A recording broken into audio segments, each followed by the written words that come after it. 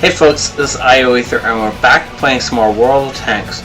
So as you can tell, this is Ashen in his T-95. I'm just going to refer to him as Ash for the rest of the game. And this is the Doom Turtle. For all of you who've heard about it and never actually seen one, this is the Doom Turtle. For obvious reasons. Now backing him up is... where is he? Way back there is Ronnok and his Leopard PT A, and together these two are going to see what they can do by winning this game. It's a tier 9 game on whatever. This map. Shut up. I swear when I'm not recording, I can totally pronounce that. Every time. Totally. Anyway, so looks like we have a scout battle going on in mid. We got our T-71 and their AMX 1390 circling each other, trying to get shots off, but probably not doing a whole lot to each other. Personally, I put mine down on the 1390. Now it looks like our entire team is going up that hill.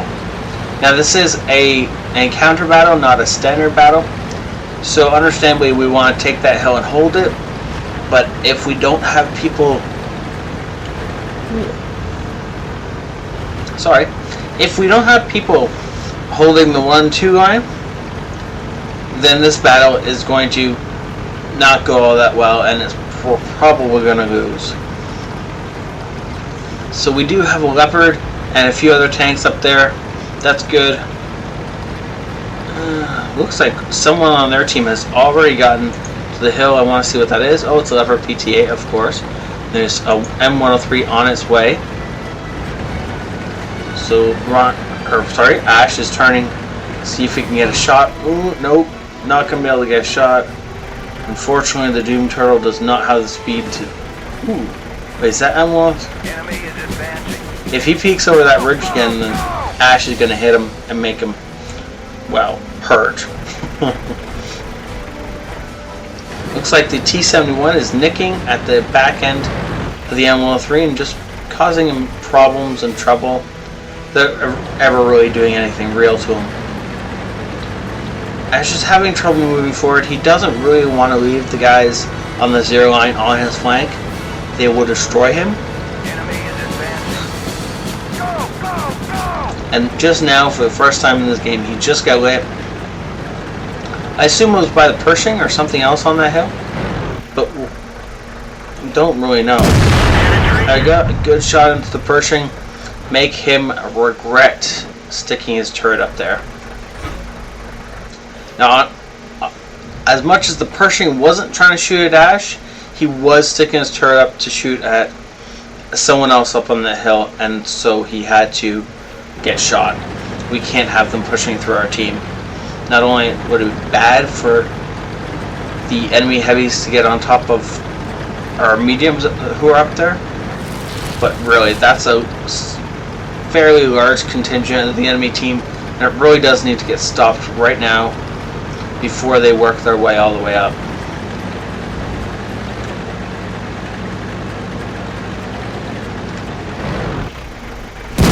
Nice shot. Unfortunately, the farther forward that Ash moves, the more likely he is to get flanked. Ooh, good job. So he's got to take out these guys, or make sure they are taken out before he can move forward. Oof, that E75.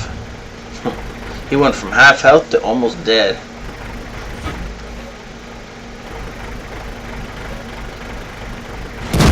The downside of sitting right here is that he does have a Patton. It's kind of flanking him. I'm going to assume that was what shot at him, but it didn't hit him, so that's good. Oh, is that Pershing coming at us? Yes and no. Pershing looks to be coming around the cap. He doesn't... I guess whatever damage he took was more than he bargained on taking. And he doesn't want to be involved in that firefight anymore. Now we're starting to loot. Oh, that was the Ferdinand. Good shooting by the 13-9. Took out the Ferdinand. That's going to be a problem. Any more shots? Looks like it might. No, they're starting to sit behind cover. They understand they've poked too far up over this ridge. Bad things happen. Of course, the Leopard PT A has to be reminded of this. Ooh, I just realized how badly we're losing.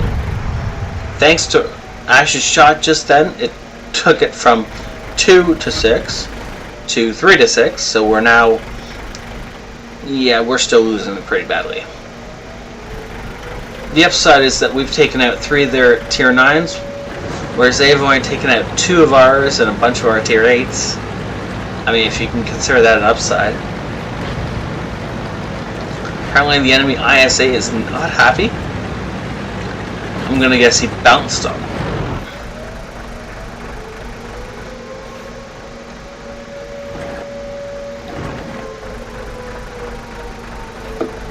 Ooh. Nice job, Ash. Nice snapshot in the side of the E75. Takes him off the charts, out of the picture, something like that.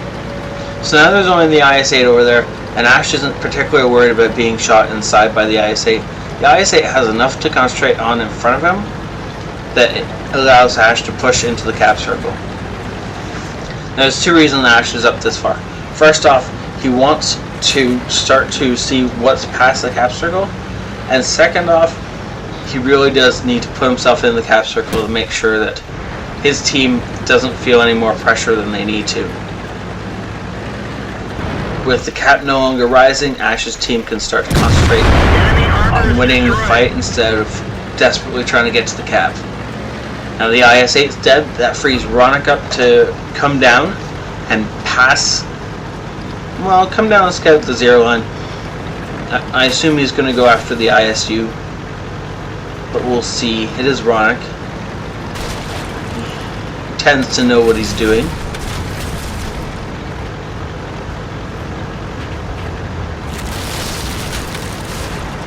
So it looks like Ash is just going to keep going through buildings and houses, demolishing anything in his path on his way to this Pershing.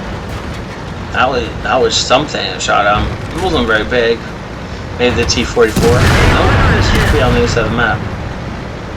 I don't know. Either way, bounced off him. Pershing's finished off.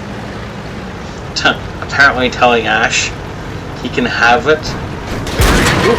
That was the ISU, just fired his shot and took off a track. And that's another shot? Yeah, these aren't from the ISU. I don't know what's shooting.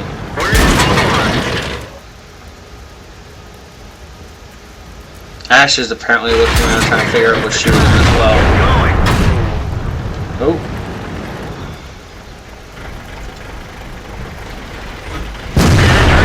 ISU came out just far enough that Ash could put a nice high roll shot into it. It looks like he's going to fire in the same spot. The blind shot for the kill. Nice job. Now the enemy Tiger 2 is about to die. However, oh, no, never mind. I was going to say we have an enemy Conqueror on top of our TD, but our TD managed to survive through that. Waffentrager. And ow. This is the Doom Turtle, however, so as much as he's being shot, he's going to live through a lot of it. Now, unfortunately, the enemy T-44 took out our Waffentrager. That's bad. Ash finishes off the enemy Waffentrager, and now we only have this guy left. And ooh, there's a T-44 behind us. Ash is gonna pretty much just ignore the T-44 behind him until that guy's taken out. Now he's gonna swing around and look at the T-44. Now there's still a T-28 prototype, which I think the T-28 is probably, oh there he is, at B9. He was probably one of the ones shooting at us. Yeah, one of the few people on the map who could penetrate the thick hide, and Ronnok's going after him.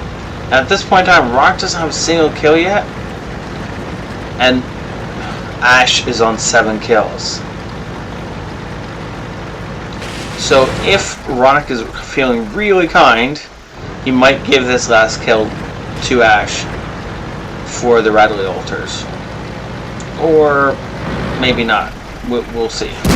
There we go. Nice shot. Good job, Ronnok. Good job, Ash. 2,000 experience with premium, non-doubled. Wow. To see just how much damage he did to everyone. Though the majority of these kills were tanks he finished off, not tanks he killed from 100 to 0. Though he did do a significant amount of damage to the Leopard prototype. He got his ace tanker for that. Not particularly surprising. The Rattly Walters, which he definitely earned. Steel wall. Yeah, we'll get more into that when we see the last page. And the Top Gun, yeah. Now, if you're wondering why he did so much damage but kind of finished off tanks, then when you see the next page you'll start to understand this. Ash did 5,020 damage. However, Ronnok did 5,066 damage. Ash got 8 kills. Ronnok damaged 10 tanks with 5,000 damage. That means that a majority of the tanks that Ash finished off were ones that Ronnok knocked down, and then Ash just cleaned them up. Not that they stole kills off each other. These two worked together seamlessly to win this game. They have almost equal amounts of experience, and both are well and above everyone else on their team. A couple of things to note. First off, Ronnok did 3.5 grand in spotting damage. Ash did 1,700 spotting damage. These two guys, without them, this team would have died a horrible, horrible death. These two were always on the front lines, and they were always fighting. They did remarkably well, and they acted like the best team, and that's why they carried this game. Now, as much as Ash fired 19 shots, Ronnok fired the same amount. They hit almost the same amount of times, and did about the same amount of damage. The steel wall that we got in the beginning, you can see just how well earned that steel wall was. 5,800 potential damage received, granting him that steel wall. That is insane. And just shrug it off. Like it didn't even bother him. This is why this thing's called the Doom Turtle. This was an amazing game to watch. I wish I could have seen it from Ronnok's view at the same time. And maybe if I can get replays from both of you guys, I'll splice them in together and put this out as a special. But that was a great game. Thank you so much, Ash. Thank you so much, Ronnok, for sending these in, guys. Thank you guys for watching. Hit that like or subscribe button. I'll see you guys next time. This is Ether out.